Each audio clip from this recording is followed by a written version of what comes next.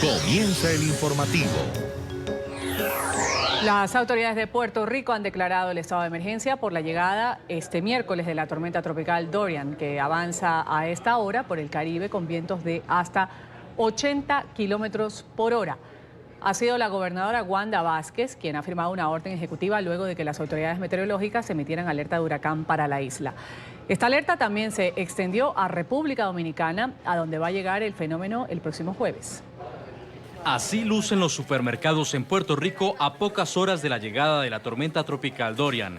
Muchos se apresuran por comprar víveres y generadores de energía. Hace 2 años, tras el paso del devastador huracán María, 1,4 millones de clientes se quedaron sin luz. Mientras tanto, las autoridades han comenzado a acondicionar 360 refugios con capacidad para albergar a 48.500 personas. Quiero informarle al pueblo de Puerto Rico que hemos firmado una orden ejecutiva declarando una emergencia a nivel local. Prevén la llegada de Dorian este miércoles y temen que tome fuerza de huracán. El pueblo de Puerto Rico, primero que nada, quiero que sientan tranquilidad, que dentro de la emergencia y sus planes particulares los ejecuten, los lleven a cabo dentro de la tranquilidad que el pueblo y los jefes de agencia se han preparado por los últimos 2 años.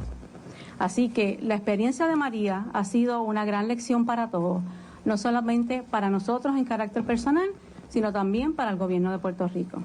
El Centro Nacional de Huracanes de Estados Unidos emitió una alerta de huracán en Puerto Rico y República Dominicana. A este país llegará Dorian en la mañana del jueves. El fenómeno se encontraría sobre las Islas Turcas y Caicos el viernes, Bahamas el sábado y el domingo en la mañana llegaría a Florida en Estados Unidos. Y es que justamente hace 2 años los puertorriqueños sufrieron las devastadoras consecuencias por el paso del huracán María. Este fenómeno tocó tierra en la isla el 20 de septiembre del año 2017 con fuertes vientos, tormentas e inundaciones que sembraron muerte y desolación. La Universidad George Washington cifró en 2.975 los muertos entre septiembre del 2017 y febrero del 2018 por causa de este evento climático. El suministro de energía fue uno de los problemas más graves que dejó María en su paso por Puerto Rico. Los daños, que también se estacionaron tras el huracán, se estiman cercanos a los $100.000 millones.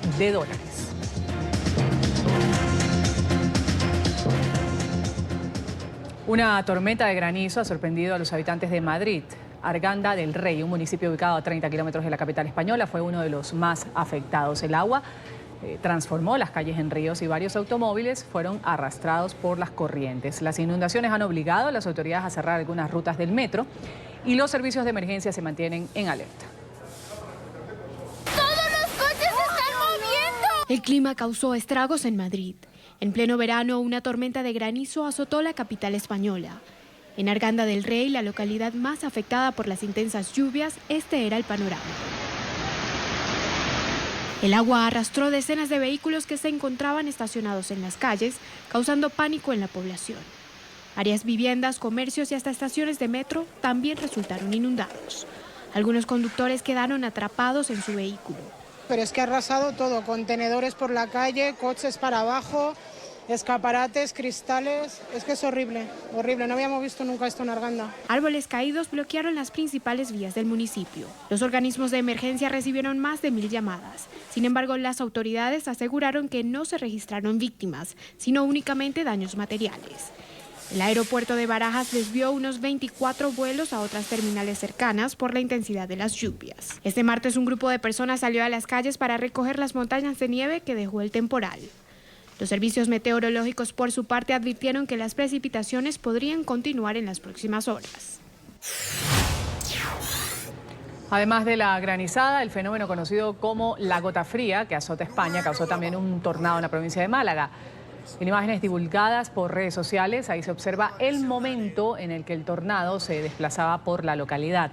Las autoridades han reportado que este fenómeno causó la muerte de varios animales. Si uno ve ahí, yo llevo arrancado paneles, miren, es que... Y Brasil ha rechazado la ayuda del G7 para combatir los incendios en Amazonía. El jefe de gabinete del presidente Jair Bolsonaro dijo que el gobierno brasileño agradecía la oferta de los $22 millones, pero aseguró que esos recursos podrían ser mejor utilizados para reforestar Europa. Incluso el alto funcionario desafiado al presidente de Francia, quien lideró la recaudación de estos fondos, dijo que si Macron no logró evitar un previsible incendio en la iglesia Patrimonio de la Humanidad, refiriéndose a Notre Dame, que pretendía enseñarle a Brasil. Agradecemos la oferta, pero tal vez esos recursos sean más relevantes para reforestar Europa. Macron no logra siquiera evitar un previsible incendio en una iglesia que es un patrimonio de la humanidad. ¿Y qué pretende enseñarle a nuestro país? Él tiene mucho más que cuidar en su casa y en las colonias francesas. Y a propósito de la emergencia ambiental por los incendios forestales, el presidente de Brasil, Jair Bolsonaro, ha mantenido una reunión con los gobernadores de la región amazónica. Este encuentro con los líderes estatales ha sido transmitido a través de las redes sociales. Bolsonaro escuchó las problemáticas de cada región con algunos momentos de tensión. Varios de los gobernadores dijeron que no cuentan con los recursos suficientes para combatir estos incendios, por lo que podrían elevar nuevos reclamos al Ejecutivo. Bolsonaro ratificó su compromiso para enfrentar la emergencia. El ministro de Defensa de Brasil, Fernando Azevedo, ha asegurado que las gigantescas conflagraciones ya han sido controladas. El alto funcionario aseguró que el despliegue de más de 2.500 militares, cientos de vehículos y decenas de aeronaves han ayudado a aplacar estos incendios. Dijo además que los focos principales han disminuido debido a las lluvias en el occidente de la selva tropical, en la cuenca del río Amazonas. Señaló que la situación más crítica se registra en los estados de Acre, Rondônia y Pará. En su cuenta de Twitter hace pocos minutos, el presidente de Estados Unidos, Donald Trump, ha expresado su respaldo a su homólogo brasileño Jair Bolsonaro en su lucha contra los incendios en Amazonía. He llegado a conocer al presidente Jair Bolsonaro en nuestros tratos con Brasil. Está trabajando muy duro en los incendios del Amazonas y en todos los aspectos está haciendo un gran trabajo para la gente de Brasil. No es fácil. Él y su país cuentan con el pleno y completo apoyo de los Estados Unidos. Y mientras crece la alarma internacional por los incendios en Amazonía brasileña, la vecina Bolivia está enfrentando fuegos devastadores propios. Más de 1 millón de hectáreas han sido consumidas por las llamas. La región más afectada es la Quintanía, ubicada en el extremo oriental del país. Pese al descontento de las autoridades locales y solicitudes de asistencia de la ciudadanía, el gobierno del presidente Evo Morales aún no ha declarado emergencia en esta zona.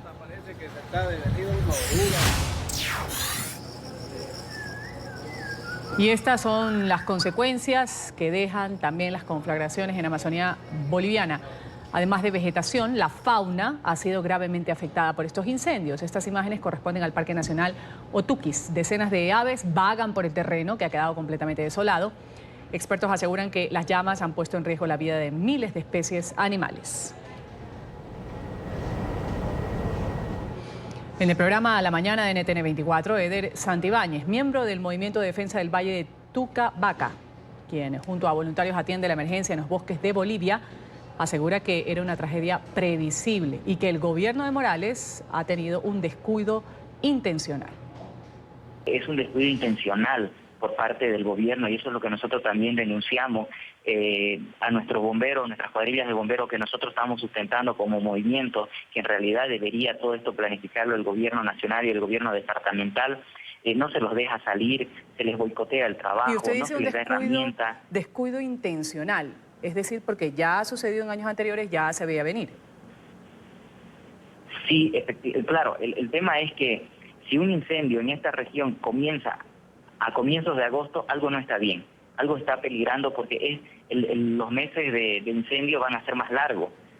Como le digo, si comenzaran a finales de agosto, por lo menos, si esto llegara a una catástrofe, sabemos que a mediados de septiembre ya vienen las lluvias y eso nos va a ayudar a aumentar la humedad, reducir la combustión del bosque y que no se propague. Vamos inmediatamente con las imágenes satelitales en directo que muestran la extensión de estos incendios en el oriente de Bolivia. Ahí vemos algunos de ellos en color rojo sobre este mapa. También se aprecian los fuegos activos en la Amazonía brasileña.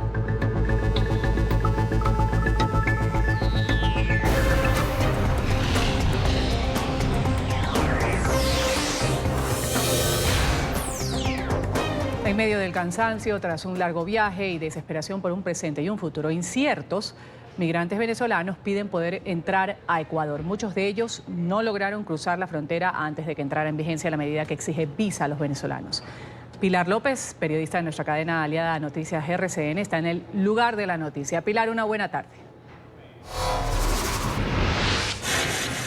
Hola, muy buenas tardes. Los saludamos desde el segundo paso fronterizo terrestre más importante del país, el puente internacional de Rumichaca, donde se puede apreciar la dinámica, el movimiento a esta hora. Continúa el tránsito de los migrantes venezolanos que intentan pasar hacia el lado de Ecuador, pero se encuentran con el primer filtro. Podemos observar al fondo la policía que les exige el documento fundamental indispensable, la visa, para poder pasar a Ecuador. Esto ha minimizado el ánimo, los ha doblegado, se sienten tristes, se sienten confundidos, desesperanzados, por eso elevan plegarias al Todopoderoso solicitando su ayuda, su intervención. Esa bandera es dolor, es huida de nuestra patria. Nos obligaron los dictadores a salir de nuestra patria. Fue dolor, se apropiaron del oro, de los mares y de la sangre que derramaron nuestros libertadores. Eso significa eso. Esto ya no estaba. Hemos muchos venezolanos que venimos por ahí pidiendo y no nos han ayudado, pero Colombia ha sido demasiado bueno con nosotros. ¿Qué decirle a los venezolanos? Cónchale, que luchen, que sigan adelante, que esto algún día va a cambiar, pues. O pocas horas. O pocas horas, pero nada es eterno ni mal que dure 1000 años. ¿Qué significa para usted este rosario que vemos acá también? Esta es salvación y sanación. El Espíritu Santo de Dios tiene que estar en medio de esta batalla primero. Y la que nos ayuda con esta batalla se llama María Santísima. Y sabemos que sí vamos a salir airosos, como pasó en la Segunda Guerra Mundial. La recomendación puntual de las autoridades, especialmente a los adultos, es que no pongan en riesgo la vida de los menores al tratar de pasar por estas trochas, por estos pasos ilegales. Desde el puente internacional de Rumichaca, Mauricio Mesa, Pilar López para NTN 24. Pilar y Mauricio, gracias por ese reporte y por el alto flujo de migrantes venezolanos en Colombia. Las autoridades en ciudades fronterizas están adelantando operativos para el control de los extranjeros en el país. En Cúcuta, ahí está Diego de Pablos, nuestro periodista, con el reporte. Diego, una buena tarde. Hola, muy buenas tardes. Pues las autoridades en Cúcuta, el área metropolitana, norte de Santander y la zona de frontera están en alerta ante las últimas determinaciones del gobierno ecuatoriano y el efecto que eso ha tenido en los venezolanos que están deambulando a esta hora en esta zona del país. Lo que dicen las autoridades es que hay muchos extranjeros que han quedado bloqueados por esa medida del gobierno ecuatoriano y por ese motivo se están realizando operativos especiales. El Grupo Especial Migratorio está desarrollando diligencias sobre todo en la terminal de transportes, el aeropuerto y el centro de la ciudad. Ellos lo que buscan es buscar extranjeros indocumentados y también controlar que ellos no cometan ningún tipo de ilícito. Bueno, ahí hay una situación especial de diferentes eventos que se han presentado, 6, 7 eventos donde ha salido mucha gente de allí de Venezuela hacia otros países, entre otros industriales, personas de alguna u otra manera que mueven la economía, pero también hay un grupo de personas de una cuarta, quinta etapa que es básicamente habitantes en condición de calle, personas con algún tipo de reporte criminal allí en este país y que han venido aquí. Nosotros lo que ha corrido el año a la fecha tenemos 800 capturas. 820 capturas aproximadamente de personas que han cometido diferentes tipos de delitos. Entre esto tenemos 14 venezolanos por homicidio y un número importante por hurto a personas, hurto a residencias. Estas personas pues están siendo judicializadas. Un poco difícil el tema de la plena identificación. Los organismos de seguridad aseguran que estos operativos van a ser constantes y permanentes y que se van a venir desarrollando durante las 24 horas del día. Desde la frontera colombo-venezolana, esa es toda la información por el momento. Continúen ustedes en nuestro Centro Internacional de Noticias. Muy buenas tardes. Una buena tarde, Diego. Gracias por tu reporte. Vamos a hablar ahora de las cifras de migración en Venezuela, que son alarmantes. Una reciente encuesta ha revelado que 4 de cada 10 venezolanos está dispuesto a dejar su país. Según la OEA, para el 2020 la cifra de refugiados podría superar los 8 millones. En Caracas, Luis Laya tiene el reporte hasta ahora. Una buena tarde, Luis. Hola, buenas tardes. El 44% de los venezolanos, es decir, 4 de cada 10, quiere migrar, quiere irse del país, principalmente por la situación económica y la falta de seguridad que se vive en territorio nacional. Las calles se ven abarrotadas de personas a las afueras de embajadas y consulados, principalmente Perú, Argentina, Ecuador y Chile. Son los que más venezolanos tienen intentando ingresar. Muchos de ellos dicen que están dispuestos a dejarlo todo antes de seguir viviendo en la soledad de no tener a sus familias. Mis hermanos, mis sobrinos, todos están yéndose y cada día me siento más sola y eso me está conllevando a paralizar. Tengo empresa, tengo una firma mediana que ha luchado durante muchos años, una firma de 15 años y no he podido ahorita mantenerla.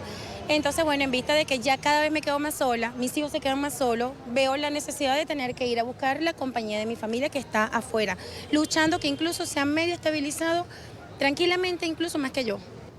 También hay quienes han visto partir o verán partir próximamente a sus familiares. Fernando es uno de esos casos. Su esposa y su hijo de menos de 5 años partirán hacia Chile. Él aún no lo puede hacer, pues no tiene la visa, pero señala, prefiere tenerlos lejos y con mejor calidad de vida que pasando trabajo en Venezuela. A ver, partir de la familia es muy triste. De hecho, nosotros tenemos varios familiares que se han ido y no es fácil, para nadie es fácil. Yo me quedo porque estoy tramitando todavía la visa. Y ahorita lo que estamos tramitando es la dependiente de mi hijo para que se pueda ir con mi esposa, porque él está más apegado a mi esposa que a mí, porque yo trabajo día y noche para poder mantenerlo. Allá lo recibe mi cuñado, que es el que va a estar con ellos, pues, mientras que me sale la visa para yo poder ir. Además, debido al grandísimo flujo migratorio venezolano, que ya superan los más de 4 millones de personas, las remesas se han convertido en una de las principales fuentes de ingresos en el país. 8 de cada 10 familias reciben dólares desde el exterior. Los economistas calculan que en el año 2019 pudiesen recibirse en Venezuela entre 5.000 y 6.000 millones de dólares provenientes de este modo. Parte de las remesas, hay parte del ahorro que ya tenían los venezolanos aquí en efectivo, hay parte del acervo que tienen los venezolanos afuera del país, que han ido acumulando a lo largo de muchísimos años. Se hablan de que los venezolanos tienen, cualquier estimación que te diga que tienen alrededor de 300 o 400 mil millones de dólares afuera. Bueno, parte de ese acervo ha comenzado de alguna forma a fluir, una parte ínfima, calculo yo. Los venezolanos continúan en las embajadas y consulados, intentan cumplir todos los requisitos para poder adquirir los visados. Señalan, es insostenible lo que se vive en Venezuela y están dispuestos a irse. Desde Caracas, Venezuela, para NTN 24, Luis Alejandro Alaya.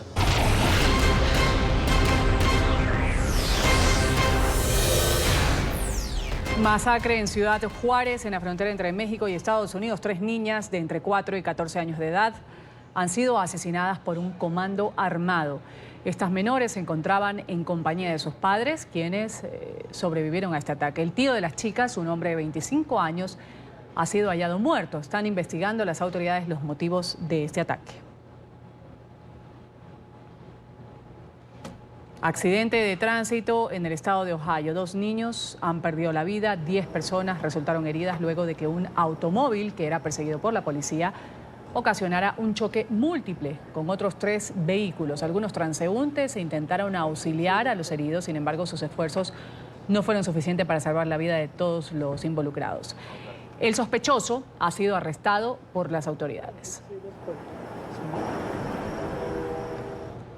Nueva medida contra los migrantes en Estados Unidos. El gobierno del presidente Trump ha eliminado una protección que permitía a los ciudadanos extranjeros permanecer en el país y evitar la deportación mientras ellos o sus familiares recibían tratamiento médico.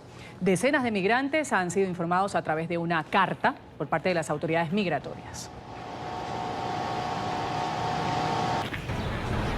Y varias mujeres que denunciaron al fallecido multimillonario Jeffrey Epstein por agresión sexual se han presentado esta mañana ante un tribunal en Nueva York. El juez del caso citó a audiencia a las presuntas víctimas y también a sus abogados. Los fiscales han pedido a la justicia que descarte los cargos contra Epstein luego de que el 10 de agosto pasado fuera hallado sin vida en su celda en una prisión en Manhattan.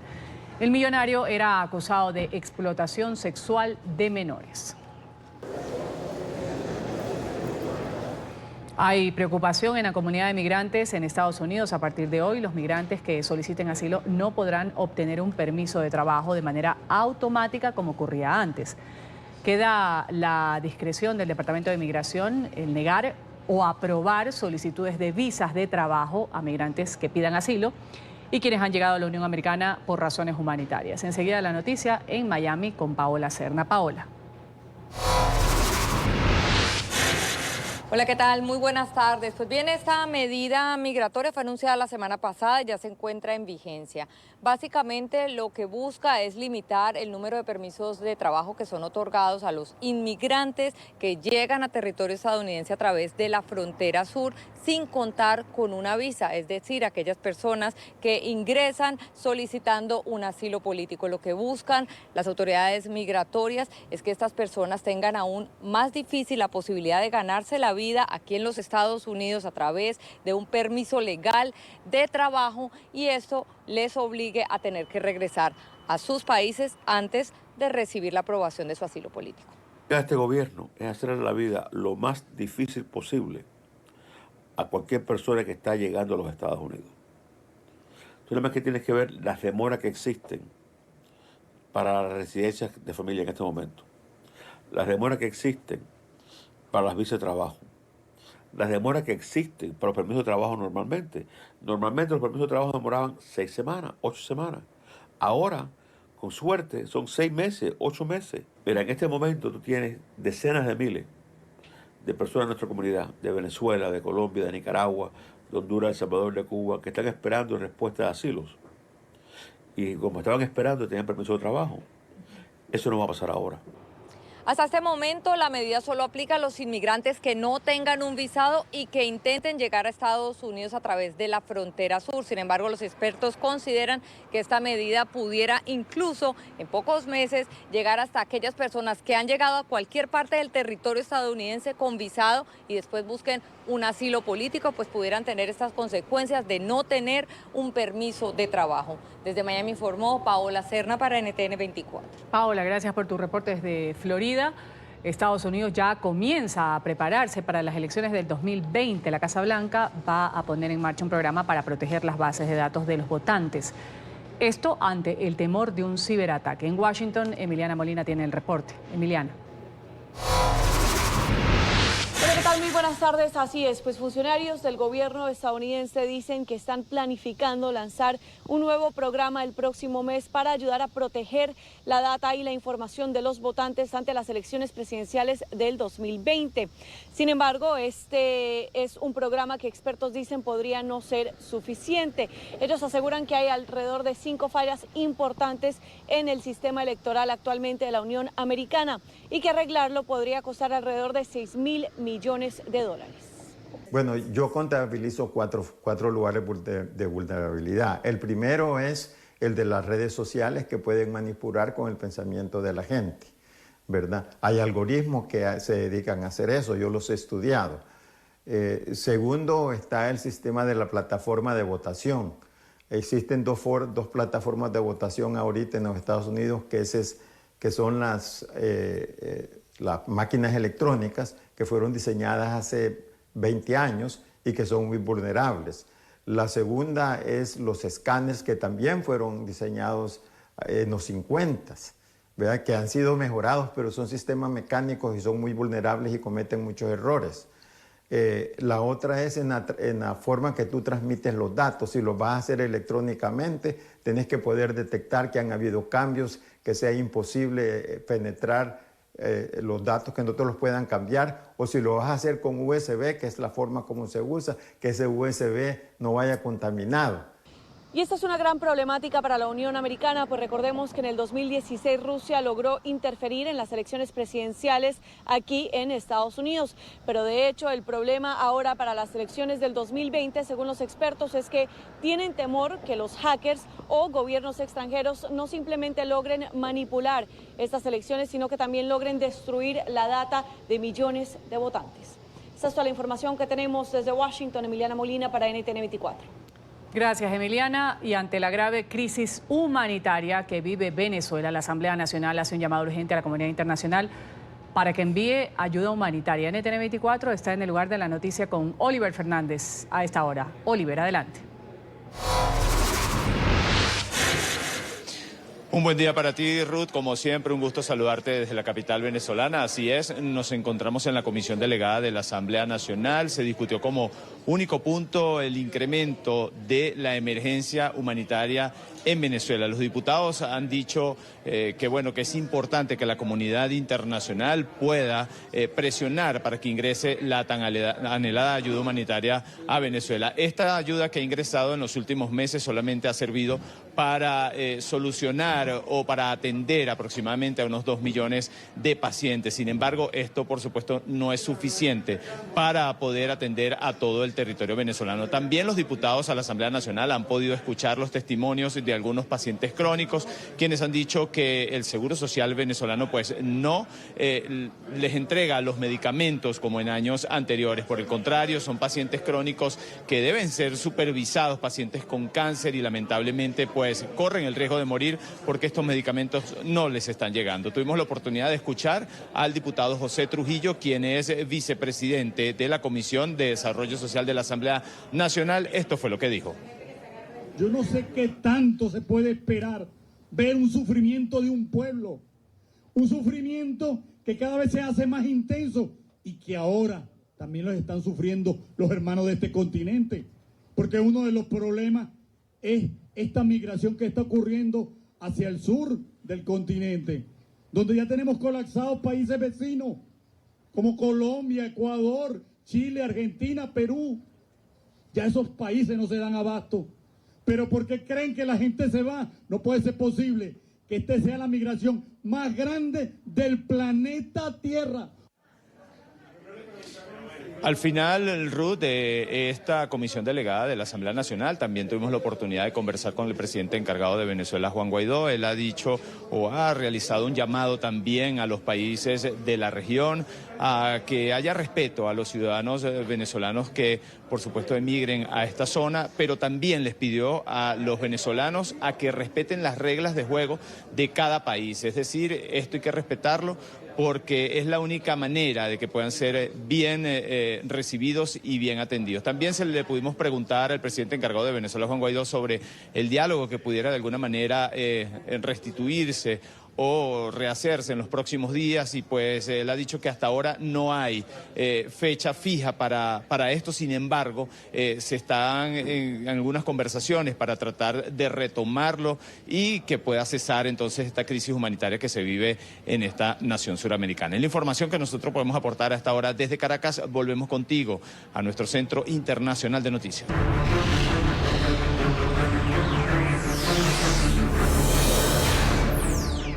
Y al menos 5 personas han perdido la vida, 40 se encuentran desaparecidas tras un naufragio en el Mediterráneo, cerca de Libia. Las autoridades han informado que lograron rescatar a otras 60 personas, entre ellas varios niños que también viajaban en esta embarcación, en su mayoría procedentes de Sudán y que intentaban llegar a Europa. Representantes del Alto Comisionado de la ONU para los Refugiados han informado que se encuentran atendiendo a los sobrevivientes.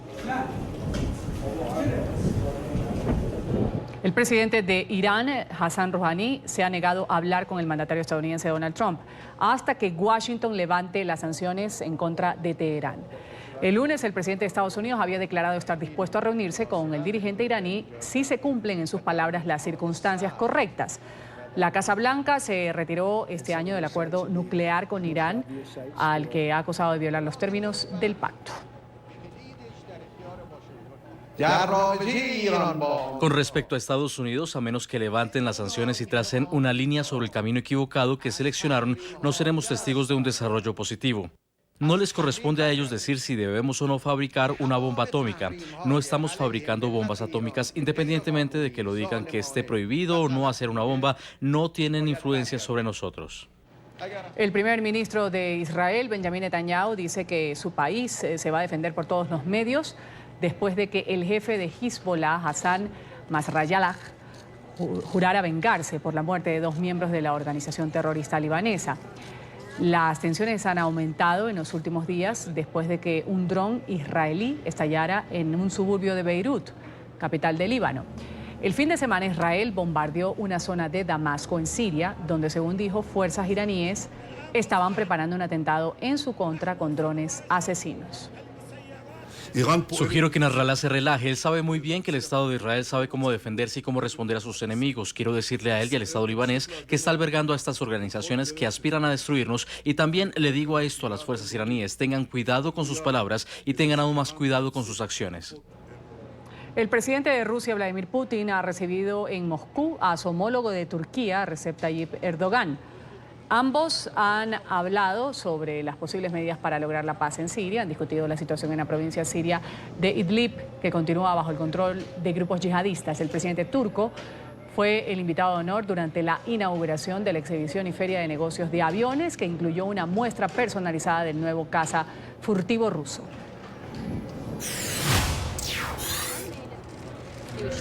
Gracias a todos por su sintonía con el informativo de NTN 24, el canal de las Américas. En una hora volvemos con una nueva actualización de los hechos mundiales. En Twitter nos sigue como @NTN24. Una buena tarde para todos.